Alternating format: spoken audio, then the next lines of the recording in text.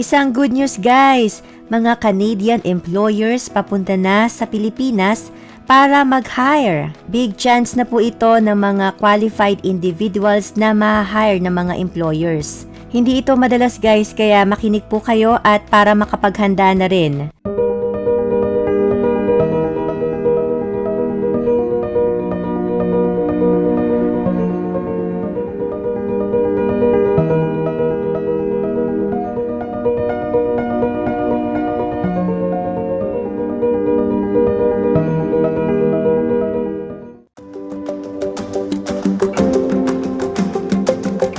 I am very proud. Nakaka-proud po na napili ng isang probinsya dito sa Canada na mag-hire sa Pilipinas. Yes po, specifically para sa Pilipinas. And talagang it's true dito sa Canada na ang Filipinos are very hireable race. And I hope na ma-maintain ng mga Pinoy, naming mga Pinoy dito sa Canada, ang professionalism sa trabaho para talagang mas magustuhan palalo ang mga Pinoy dito. Kita nyo naman guys, talagang specifically ay napili ang Pilipinas na magkaroon ng hiring. So ang probinsya po na ating i-feature ngayon ay ang Saskatchewan. Marami na rin po ang mga kababayan natin na naninirahan sa probinsyang ito sa Saskatchewan. Guys, ang mga Saskatchewan employers ay pupunta po mismo sa Pilipinas para i-meet at ma-interview ang mga job seekers.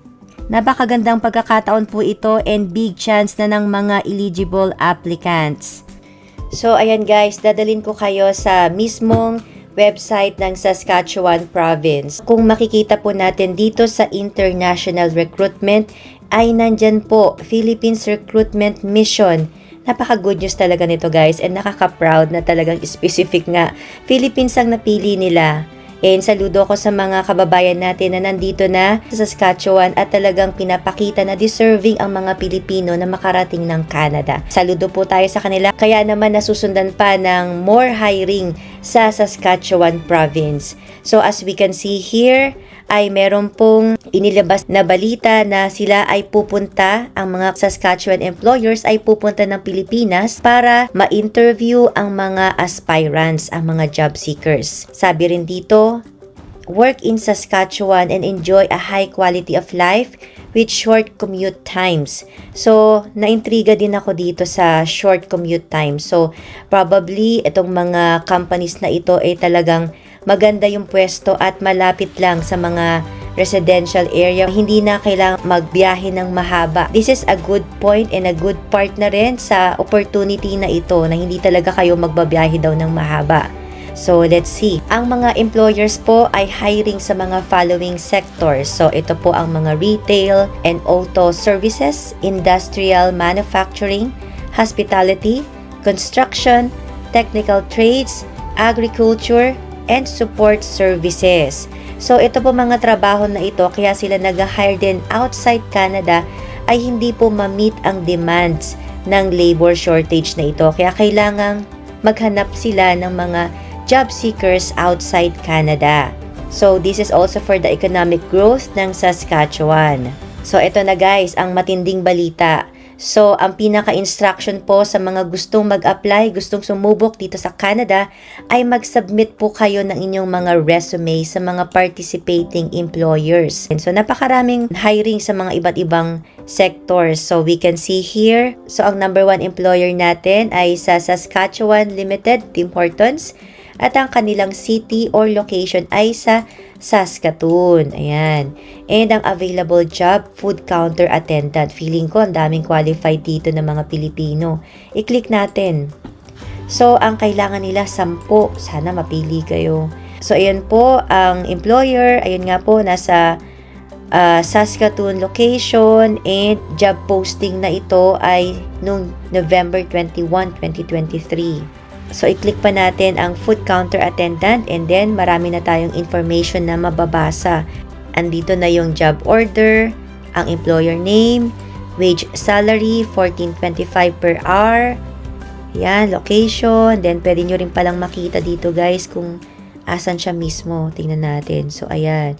Nandito daw si Saskatoon. Napaka-exciting, di ba? And then, 10 nga ang kailangan. Full-time, permanent, education, at least grade 12, experience 1 to 2 years.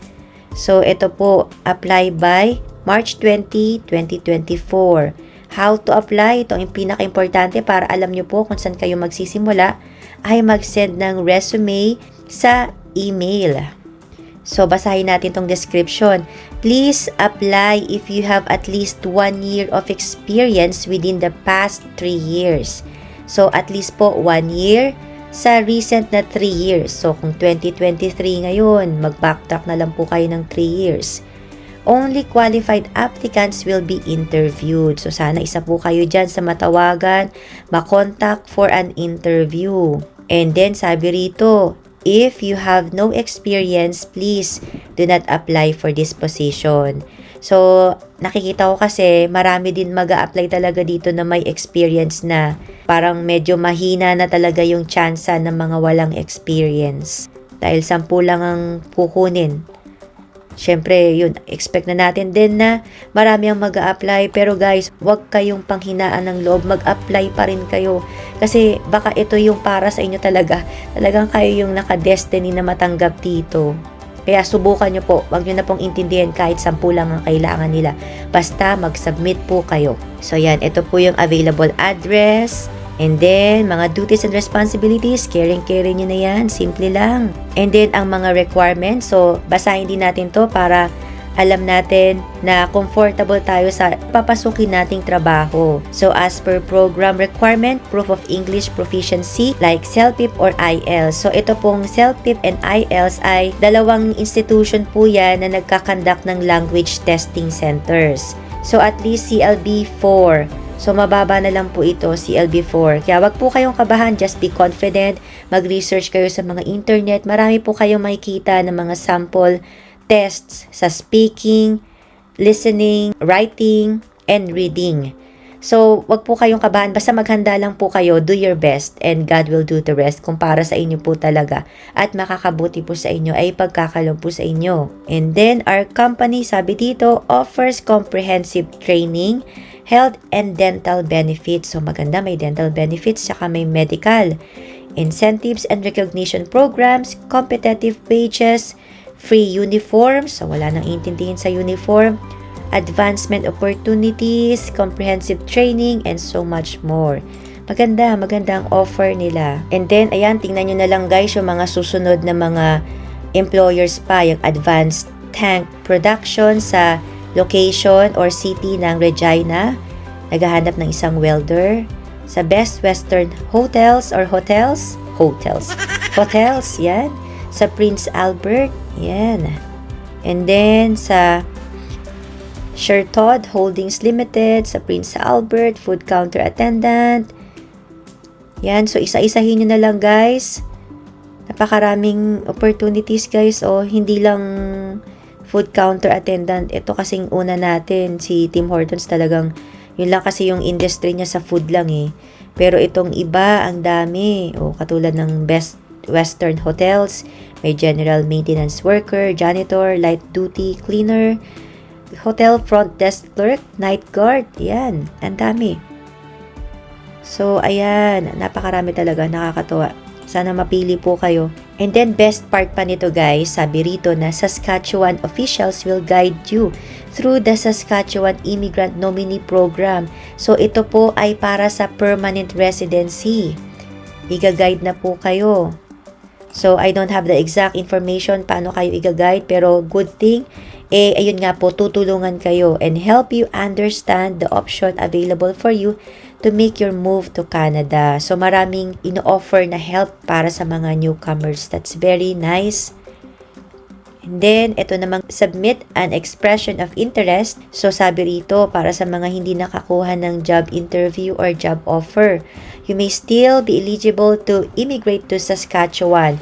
You can submit expression of interest, which is a pre-application to indicate your interest in applying to live and work in Saskatchewan. So, may second chance pa kayo guys na ma-hire pa rin, makapunta pa rin ng Canada, makalipat or makapunta ng Saskatchewan province ay through submitting an expression of interest. So ito po ay mismo sa Provincial Nominee Program ng Saskatchewan Province. Pa-PR na po ito guys. Magandang pathway din po ito. Who knows? Baka ito po yung pathway naman para sa inyo at hindi kayo mapili halimbawa sa Manila na gaganaping interview.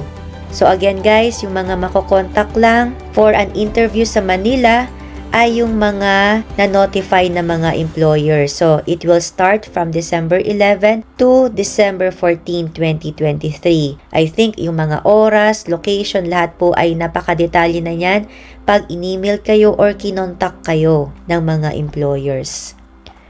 So ayan, ilalagay ko sa description box ang link or sa comment section ang link ng website na ito para mabigyan nyo po ng oras na basahin lahat-lahat, tingnan nyo mga requirements, and makapag-submit kayo ng mga application nyo, ng mga resume ninyo. So, ang resume, paghandaan nyo po, Canadian format, talagang siksik lang at maikli, siksik pero nandun na lahat ng information, walang mga personal details, picture, ilang edad, walang mga ganon. So, mag-research lang po tayo ng mga Canadian resume format para makapag-advance tayo sa next stage. Galingan nyo guys, and I wish you all the best. Kung nararapat po sa inyo, makakabuti sa inyo na makarating dito sa Canada, makamove sa Saskatchewan Province, let it be done according to His will, diba? So, pag-pray lang natin guys. Wish you all the best, good luck, and sa mga new viewers po ng aming channel, please consider subscribing. We feature videos about student process, work permit, immigration topics, life here in Canada. Bisitahin nyo lang din po ang aming mga playlist at marami na po kaming nagawang mga videos, mga nakategorize na. Thank you guys for watching this video. Please like and subscribe kung nakatulong po sa inyo itong video. Thank you guys. I wish you all the best. See you in Canada. Bye for now.